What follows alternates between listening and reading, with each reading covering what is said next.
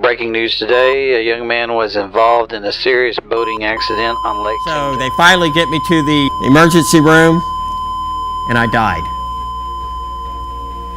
They resuscitated me, got me in the operating room, and I died again.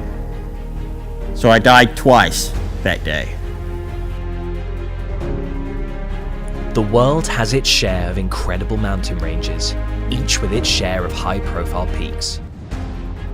Many people dream of reaching such elevations, but only few are bold enough to do so. This is a story of one man who broke world records. A man who set a world record by climbing to the highest elevations in every American state in a little less than 67 days. This world record holder has been featured in thousands of publications and televised programs across the world, achieving various global recognition as well as being awarded with several distinguished honors. Regarded as an inspirational speaker, his journey reflects both strength and ambition. However, it isn't only his achievements that have become the main source of motivation. It is more about how he managed to overcome the obstacles that stood in his way.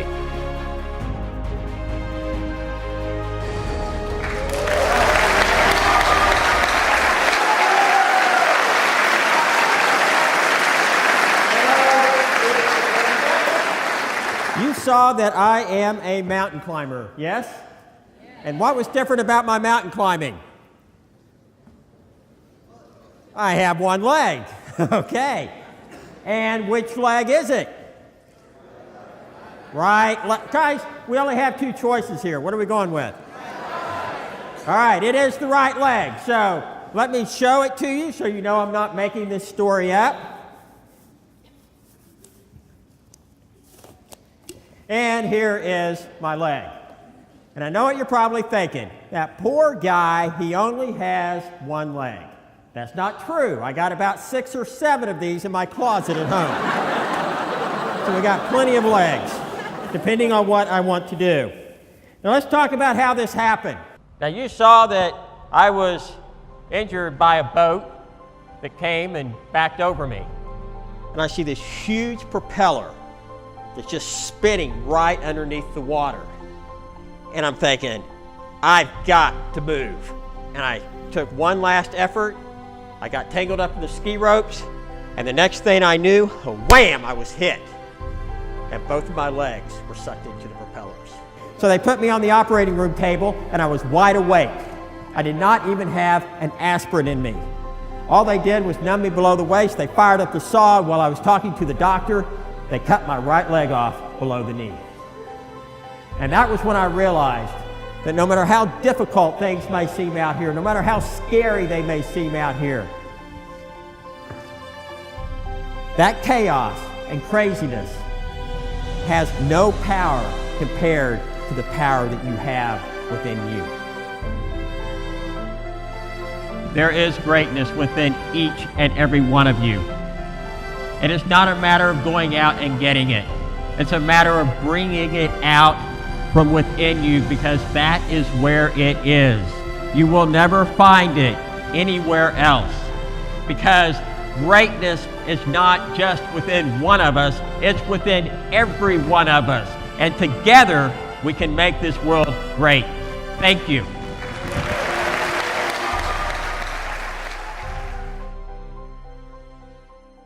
I went through a tragedy. Some of you sitting in this room today, you have gone through a tragedy yourself. So I was having to go in and out of surgeries practically every other day. And while I was in there, I kept asking this one question that I was screaming when they put me into the boat, and that was, why?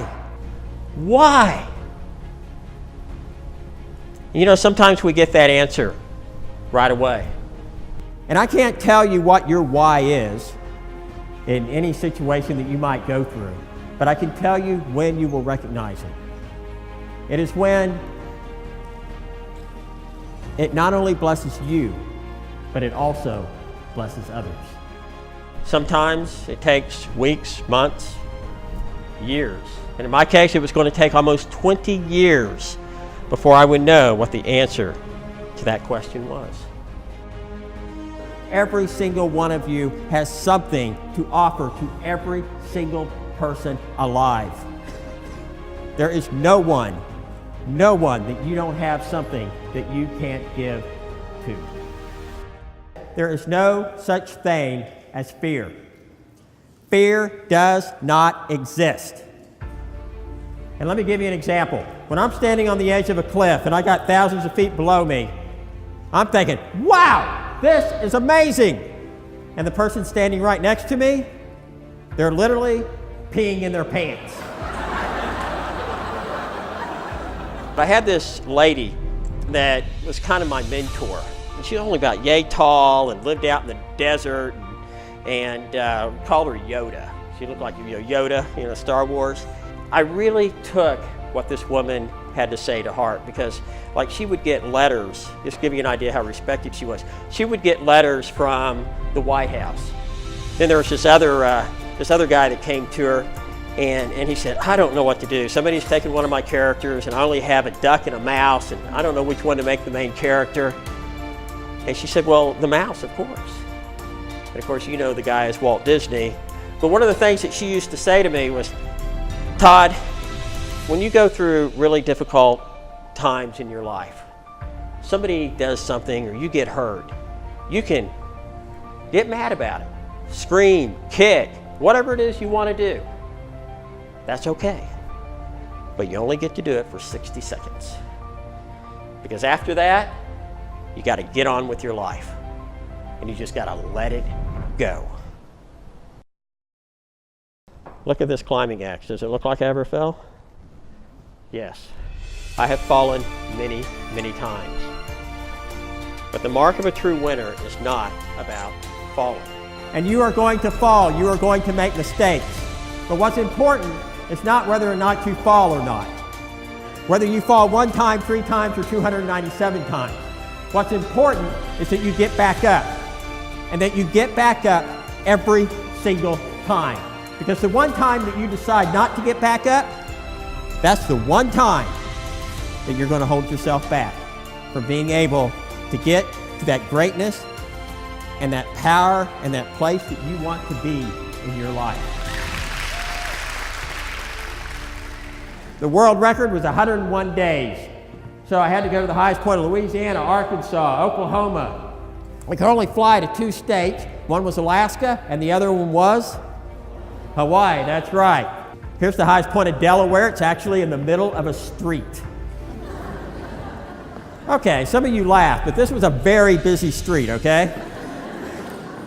So I come up to Oklahoma, which is Black Mesa, and I'm up on top. You have to hike a couple of miles in, and I'm thinking to myself, after all this climbing, Todd, you are a mountain climbing stud. That's just all there is to it. And once I got to the top, there were a group of 3rd and 4th graders waiting for me. And here I am, about 20,000 feet toward the top of Mount McKinley. You can see the 3 climbers here. At that point, I was already pretty scared. I already had 2 body bags drug in front of me. One was a frozen climber. They found him hanging upside down on his rope. The other one, they found him sitting on a rock with the radio next to his head like he was talking into it, frozen to death. And he was hired by the Park Service to teach safe climbing techniques. The idea behind the climb was to climb to the highest elevation of all 50 states. This is something that 32 people in the world had done. I did become the first leg amputee to climb to the highest elevations of all 50 states. Also, the world record was 101 days, set by Adrian Crane, the British mountain climber.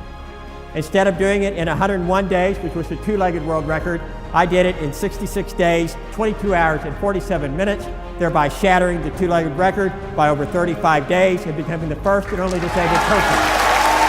Thank you.